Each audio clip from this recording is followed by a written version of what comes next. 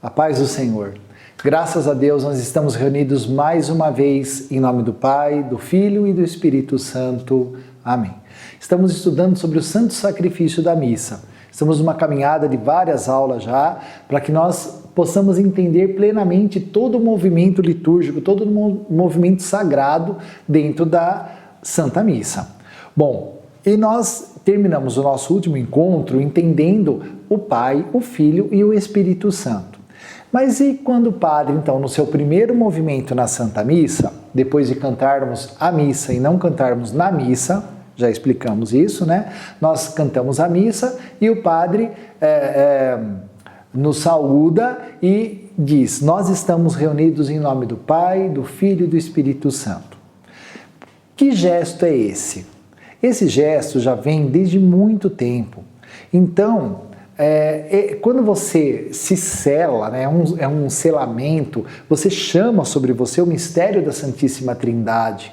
Você pede mesmo: vem sobre mim Pai, Filho e Espírito Santo. Nós somos templos da Santíssima Trindade, nós somos morada de Deus. E ao mesmo tempo invocamos sobre nós a presença de Deus. Eu quero pegar com você em Ezequiel capítulo 9, para que nós entendamos melhor esse sinal. Ezequiel capítulo 9, então diz assim, o povo, Ezequiel é Velho Testamento, o povo estava invocando Deus lá em Jerusalém, no templo, mas o povo havia se perdido, o povo havia se envolvido com idolatria, com várias coisas. Então, aqui nós vamos ver o que aconteceu, a ordem do Senhor. Então, diz assim: então gritou aos meus ouvidos em alta voz: os flagelos da cidade se aproximam, cada um com o seu instrumento exterminador na mão. E eis que 6 homens vinham do caminho do pórtico superior, o qual dá para o norte, cada um com a sua arma de destruição na mão. Entre eles estava um homem vestido de linho. Visões de Ezequiel, né, irmãos? Ele estava vendo esses homens que eram anjos. Entre eles estava um homem vestido de linho, o qual trazia um estojo de escriba na cintura. Os escribas eram aqueles que escreviam a lei. Chegaram-se e puseram-se de pé junto ao altar de bronze.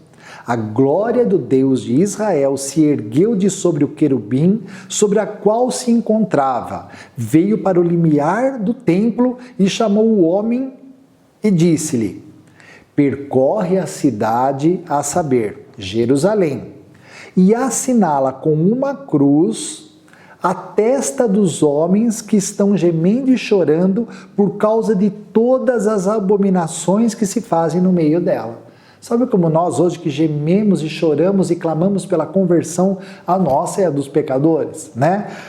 Rezamos o nosso terço, fazemos os nossos clamores, os nossos jejuns, os nossos sacrifícios, né? Então, nesse movimento aqui no templo, o Senhor, Deus revelando isso, né? Faça um sinal na testa de todos aqueles que estão gemendo e chorando por causa dos pecados cometidos contra Deus. Ouvi que dizia aos outros: percorrei a cidade atrás dele e feri. Não mostreis olhar de compaixão, nem poupeis a ninguém. Velhos, moços, virgens, crianças, mulheres, matai-os, entregai-os ao exterminador, ao anjo exterminador. Mas não toqueis ninguém daqueles que trouxerem o sinal da cruz. E aí, né, comecei pelo santuário, assim começaram pelos velhos que ali estavam no templo, e aí foi indo todo esse processo, né? Mas os marcados com o sinal da cruz, que na época se chamava tal, né? Não foram aniquilados, foram poupados. Então você que chama sobre si Deus, você é poupado de muita coisa.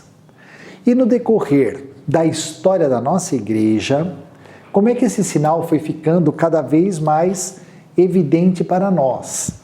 Como é que foram surgindo as coisas? Vamos lá. houve na nossa igreja algumas heresias. E uma delas, lá por perto do ano 400, eram os monofisistas.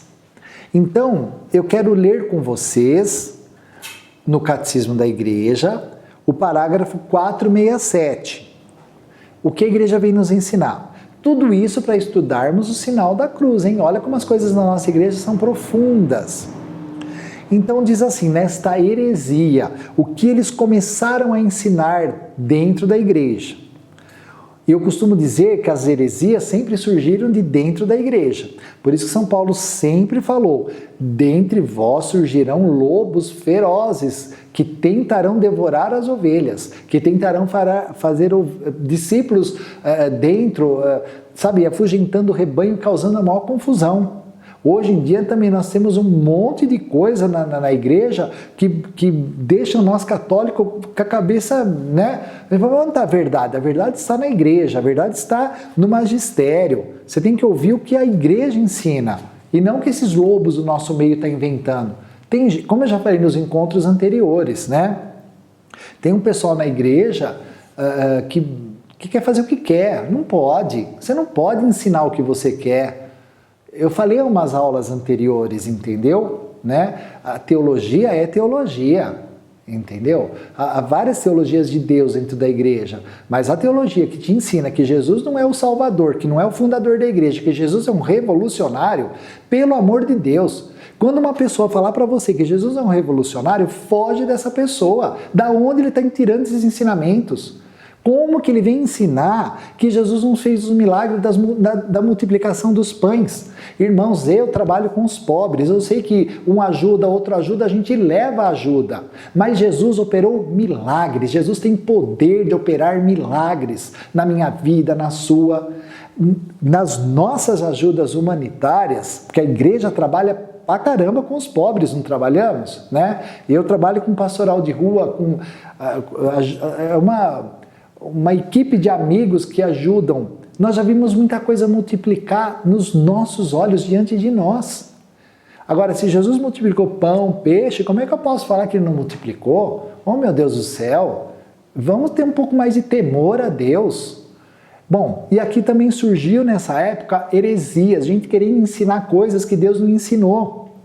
O monofisismo. Então, olha o que o catecismo vem falar. Os monofisistas. Por que monofisistas? Quem eram os monofisistas? Os ensinadores dessa doutrina, né? Eles falavam que em Cristo havia uma natureza. Eles se chamavam, eram monge Eutiques e Dióscoro. Então, eles negavam que em Cristo houvesse duas naturezas, a humana e a divina. Eles achavam que Jesus era só divino. E isso causou uma confusão na igreja, porque assim, se Jesus não era humano, quem que morreu na cruz? Que sangue que foi derramado? Que maldição que ele atraiu sobre si? Que pecado que ele pagou? Né?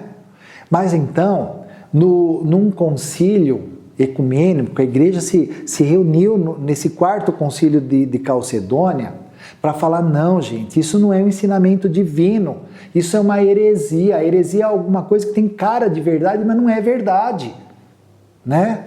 Então vamos ler aqui o catecismo para você ver o ensinamento oficial da igreja. Jesus não é um avatar. O avatar é uma aparência, né? Aqui é tudo aparência, aí vira um docetismo também. Um avatar, quer dizer, ele está lá no céu, mas aqui ele só fica como um holograma, como uma... Não, Jesus se encarnou, sofreu, morreu, nós estudamos isso em Cristologia.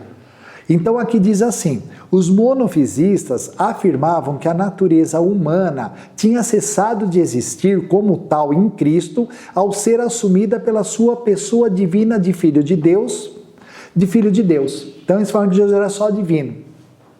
Confrontando com esta heresia, o quarto concílio ecumênico de Calcedônia confessou, no ano de 451, então a igreja tinha 451 anos de caminhada. Este é o dogma, olha, você tem uma riqueza na tua mão, está aqui no catecismo. Quando alguém falar para você que Jesus, não, você vai falar, essa é a verdade. Na linha dos santos padres, ensinamos unanimemente a confessar um só e mesmo Filho, nosso Senhor Jesus Cristo, o mesmo perfeito em divindade e perfeito em humanidade, o mesmo verdadeiramente Deus e verdadeiramente homem, composto de uma alma racional, de um cérebro e de um corpo, mas consubstancial ao Pai, segundo a divindade, consubstancial a nós, segundo a humanidade. Quer dizer, ele era como nós, ó, essência, carne, sangue, osso, sentia dor, trabalhou, fez tudo, entendeu? Mas ele era divino também, consubstancial a nós, mas consubstancial ao divino, semelhante a nós em tudo, com exceção do pecado, porque Jesus era santo, nasceu santo, gerado do Pai antes de todos os séculos, segundo a divindade. E nesses últimos dias, para nós e para a nossa salvação, nasceu da Virgem Maria. Ela era virgem, mas ele tomou o corpo de carne nela. Mãe de Deus segundo a humanidade. Um só e mesmo Cristo, Senhor Deus, Filho único, que devemos reconhecer em duas naturezas, sem confusão, sem mudança, sem divisão e sem separação. A diferença das naturezas humana e divina não é de modo algum suprimida pela sua união. Não é porque uniu a divindade com a humanidade, e ele não é porque ele não é metade Deus e metade homem, ele é todo homem e todo Deus. Mas antes, as propriedades de cada uma são salvaguardadas e reunidas em uma só pessoa e uma só hipóstase, quer dizer, hipóstase é pessoa, em um só ser, em uma só pessoa, né? Então, esse é o dogma, Jesus é todo Deus e todo homem. Então, a igreja se levanta contra essa heresia, né? Então, essas estranhas teologias que andam no nosso meio, a igreja já se pronunciou contra elas e falou, isso não é de Deus, né, meu fiel católico, obedeça a igreja, obedeça o magistério. E esses lobos do nosso meio hão de se ver com Deus, que é o dono da igreja, com Jesus. Porque todos morreremos, e se Jesus voltar e nós ainda não estivermos mortos, todos compareceremos ao tribunal divino de Deus. E aí eles que se entendam com Deus, porque tiveram a ousadia de ensinar algo que Jesus não mandou. Não faça isso. Você que é catequista, ministro da palavra, professor de teologia, ensine o que a igreja ensina. A igreja é mãe e mestra. Ela ouviu de Deus, nós somos filhos da igreja. Amém? Bom, então por causa desta heresia na igreja, então hoje nós temos assim esta alegria de poder entender por que muitos, né, em muitos lugares, né, se faz o sinal da cruz de várias formas. Há os ritos, nosso rito é romano, há o rito maronita, há o rito melquita, os ritos orientais, né? Então, muitas vezes você vai estar em igrejas ou encontrar com pessoas que fazem o sinal da cruz com 2 dedos, ou com 3 dedos. Então, o que isso significa? E nós geralmente fazemos com 5, né? Então, o que isso significa? Significa, quando alguém junta os 2 dedos assim e recolhe os 3, isso significa que nós cremos que Jesus é humano e divino. E a Santíssima Trindade é uma, Pai, Filho e Espírito Santo. Entendeu? Então, estou professando a fé. Jesus é todo Deus e todo homem. E eu creio no mistério da Santíssima Trindade. Que Jesus é um na Santíssima Trindade. Então, eu professo em nome do Pai, do Filho e do Espírito Santo. Quando eu recolho os 2 dedos e faço o sinal da cruz com 3 dedos, né? O que significa? Significa que eu estou professando a minha fé no dogma da Santíssima Trindade, Pai, Filho e Espírito Santo. E que eu creio que Jesus é todo humano e todo divino. Olha que lindo isso, né? Então, os dogmas da igreja, em nome do Pai, do Filho e do Espírito Santo. E aí você me pergunta, e nós que fazemos com os 5 dedos? Os 5 dedos significam: eu traço sobre mim o sinal da Santíssima Trindade, eu creio na unidade da Santíssima Trindade e eu chamo sobre mim as 5 chagas de Jesus. Então, pelas 5 chagas de Jesus, eu seja protegido, abençoado e estamos reunidos, né? Em nome do Pai, do Filho e do Espírito Santo. Amém? Então, não é muito gostoso, gente, quando a gente começa a entender tudo isso. Até o sinal da cruz tem um significado profundo. Profundo. Então, desde a nossa primeira aula, eu começo e encerro a nossa aula traçando sobre nós, né, a bênção, chamando a Santíssima Trindade sobre a nossa mente, o nosso coração e em todo o nosso ser. Nós estamos mesmo reunidos na presença de Deus. E onde 2 ou 3 estiverem reunidos, Ele está aqui no nosso meio. Amém? Então, toda vez na Santa Missa que o Padre estamos reunidos, você se abençoa, chama sobre você o sangue de Jesus pelas suas 5 chagas redentoras. Amém? Ou professando os mistérios de Deus. Tá certo? Muito obrigado por estar conosco. Até a nossa próxima aula. No nosso próximo encontro, estudaremos o ato penitencial, estudaremos muita coisa. Nós vamos entrar no hino de louvor, na oração da coleta, as ofertas e vamos adentrando e adentrando nos mistérios até chegarmos à segunda parte da celebração da Santa Missa, que é a Eucaristia. Vai ser maravilhoso você entender tudo isso, tá bom? Muito obrigado. Até o nosso próximo encontro. Em nome do Pai, do Filho e do Espírito Santo. Amém.